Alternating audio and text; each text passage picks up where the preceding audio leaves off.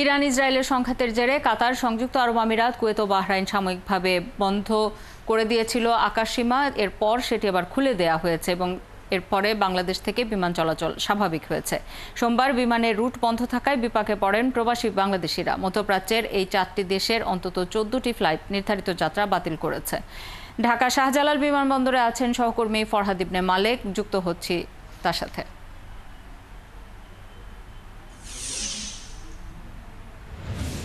Farhad, schedule বিপর্যয়ে বাতিল ফ্লাইটগুলো চালু হয়েছে কিনা সেটি জানাবেন। বিমান কর্তৃপক্ষ কি বলছে, আর যারা ভোগান্তিতে পড়েছেন যাত্রীদের মধ্যে তাদের সাথে কারোর সাথে আপনার কথা হয়েছে কিনা, তাদের বক্তব্য কি? শাওন, কাতার, আরব আমিরাত, বাহরাইন এবং কুয়েতের যে ফ্লাইটগুলো বন্ধ করে দেওয়া হয়েছিল ইরান ইসরায়েলের সংঘাতের কারণে, আমেরিকার যে সকল বিমান ঘাঁটি রয়েছে এসব দেশগুলোতে, সেই কারণে বিমান চলাচল বাংলাদেশ থেকে সহ বিভিন্ন দেশের বিমান চলাচল বিভিন্ন জায়গাতে যে বন্ধ করে দেওয়া হয়েছিল, এই বন্ধ করে দেওয়ার প্রভাবটা বাংলাদেশে কিন্তু বড়ভাবে পড়ার ফলে কিন্তু গতকাল রাত থেকে কিন্তু এই মধ্যপ্রাচ্যগামী যে সকল বাংলাদেশি প্রবাসী যারা রয়েছেন বা যারা এইসব জায়গাতে যেতে চাইছেন, তারা কিন্তু বিপাকে পড়েন, তারা কিন্তু আসলে যেতে পারেননি এবং ফ্লাইটগুলো বন্ধ হয়ে যায়। আসার কথা হচ্ছে যে এই ফ্লাইটগুলো আবার পুনরায় চালু করার সিদ্ধান্ত নিয়েছে বিমান চলাচল কর্তৃপক্ষ। যে সকল ফ্লাইট রয়েছে সেই ফ্লাইটগুলো অর্থাৎ ইউএস বাংলা, কাতার এয়ারওয়েজ থেকে শুরু করে বাংলাদেশ বিমানের যে সকল ফ্লাইট অর্থাৎ 8 থেকে 9টা ফ্লাইট বন্ধ হয়েছিল, সেই ফ্লাইটগুলো আবার চালু হয়েছে এবং পুনরায় আকাশসীমা খুলে দেওয়া হচ্ছে সেসব দেশগুলোতে। খুলে দেওয়াতে কিন্তু দেখতে পাচ্ছেন পুরো এয়ারপোর্টের যেই বহির্গমন এলাকাটা রয়েছে, বহির্গমন এলাকায় কিন্তু যাত্রী সাধারণের প্রচুর ভিড় রয়েছে। অর্থাৎ গতকাল থেকে যে ভিড়টা ছিল, আজ আবার ভিড়, সবগুলো মিলে কিন্তু বেশ বড়সড় একটা ভিড় দেখা দিয়েছে। এই ভিড়ের ফলে কিন্তু যাত্রীরা প্রবেশ করতে কিন্তু হিমশিম খাচ্ছেন। পাশাপাশি যাত্রীদের সাথে যে আত্মীয়স্বজন আছেন তারাও আছেন। আমরা কয়েকজনের সাথে কথা বলেছি, তারা বলছেন যে অনেককেই সময় দেওয়া হয়েছিল, কিন্তু সময় দেওয়ার পরেও যে বিমানগুলো যায়নি, যাতে করে তারা একটা বড় ধরনের ভোগান্তিতে পড়েছেন।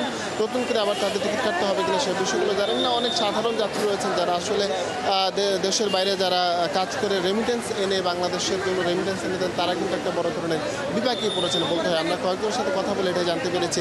এছাড়া কিছুটা প্রভাব কিন্তু সৌদি আরবের যে ফ্লাইটগুলো রয়েছে সেগুলোতে পড়েছে। অনেকে সৌদি আরব যাওয়ার জন্য আগ্রহ প্রকাশ করেছেন, যাওয়ার ইচ্ছা ছিলেন, তারাও কিন্তু যেতে পারেননি। এই অবস্থায় অনেকের সাথে কথা বলে আমরা জেনেছি যে তাদের ফ্লাইটগুলো চালু হয়েছে, কিন্তু কখন তারা যেতে পারছেন, কখন তাদের ফ্লাইট আবার শুরু হবে, সেটা নিয়ে অনেকটাই বিপাক কাজ করছে তাদের মধ্যে। আমরা দু একজন যাত্রীর সাথে যদি কথা বলার চেষ্টা করি, আমরা কারোর সাথে কথা বলতে চাই। আপনারা কোথাও যাওয়ার চিন্তা ভাবনা করছেন? না ভাই, আমাদের বড় ভাই যাচ্ছে, সেখানে আমরা তাকে পৌঁছে দিতে জন্য আসছি আর কি। কখন ফ্লাইট ছিল? 4টায়। হ্যাঁ, বিকাল 4টায়। কোথায় যাচ্ছে? সৌদি। যান চলাচল মানে বিমান চলাচল স্বাভাবিক, কোনো সমস্যা? না, এরকম কোনো সমস্যা নেই। সৌদি আরব যারা যেতে চাইছেন তাদের কিন্তু যান চলাচলটা স্বাভাবিক এবং তাদের কোনো ধরনের সমস্যা হচ্ছে না। আমরা আর দু একজনের সাথে কথা বলি যে তারা আসলে কোথায় যেতে চাইছেন বা তাদের কোন দিকে তারা যাওয়ার ইচ্ছা আছেন। আপনার সাথে কথা বলবো। কোথায় যাচ্ছেন? সৌদি আরব যাচ্ছে। বিমান চলাচলে কোনো সমস্যা বা ফ্লাইট থেকে কোনো ঝামেলার কথা পেয়েছেন? ফ্লাইট থেকে ঝামেলা বলতে এখন পর্যন্ত কিছু পাইনি, কিন্তু আমাদের ফ্লাইট হলো 12:50, 12:15 বাজে। এখন পর্যন্ত লাইনে দাঁড়িয়ে রয়েছে। সামান তো বুকিং দিতে হইব, যাইতে হবে, একটু সময় দিতে হইব আগে থেকে। যে এই আটকে যাওয়াটা কি গতকাল যে ফ্লাইটগুলো বন্ধ হয়েছে এর জন্য?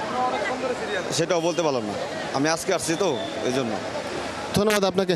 শাওন, পুরো বিমানবন্দর এলাকাটা জুড়ে আপনাকে যে বিষয়টা আমরা দেখাতে চাইছি যে পুরো বিমানবন্দর এলাকা জুড়ে কিন্তু যারা এখন যাত্রী যারা রয়েছেন, যারা বিকেলে যাবেন, দুপুরে যাবেন বা সন্ধ্যায় যাদের ফ্লাইট, তারা এখানে আছেন, তারা কিন্তু ভেতরে প্রবেশ করতে পারছেন না। লাগেজ তাদের নিয়ে তারা দাঁড়িয়ে আছেন। বিভিন্ন জায়গার লোকজন যারা আছেন তারা কিন্তু অপেক্ষা করছেন। পাশাপাশি গতকাল থেকে যারা ছিলেন তারাও কিন্তু অপেক্ষায় আছেন। পুরো বহির্গমন এলাকাটা একটা জনসমাগমে পরিণত হয়েছে, যার প্রধান কারণ হচ্ছে গতকাল ইরান ইসরায়েলের হামলার ফলে এই সৌদি আরব, বাহরাইন, কাতার, কুয়েত এইসব এলাকাগুলোতে সামরিক ঘাঁটিতে যে ইরান হামলা করেছে, তার ফলে বিমান চলাচল বন্ধ হয়ে যাওয়ার ফলে আসলে এই ঘটনাগুলো ঘটেছে। তো শাওন, এখনও পর্যন্ত এই অবস্থা চলছে, তবে স্বাভাবিক এবং আশার কথা হচ্ছে বিমান চলাচলটা স্বাভাবিক হয়েছে। এই বিমান চলাচল স্বাভাবিক হওয়াতে এখন মধ্যপ্রাচ্যে যে সকল ফ্লাইট রয়েছে বাংলাদেশের, সেই ফ্লাইটগুলো চলাচল শুরু হয়েছে। এখন পরিস্থিতি স্বাভাবিক হয়ে আসবে এবং যেটি আপনার মাধ্যমে আমরা জানছিলাম যে ধীরে ধীরে হয়তো বিমান চলাচল একেবারেই স্বাভাবিক হয়ে আসবে এবং এর মধ্যে আপনি যেটি বলছিলেন যে ফ্লাইট চলাচল শুরু হয়েছে।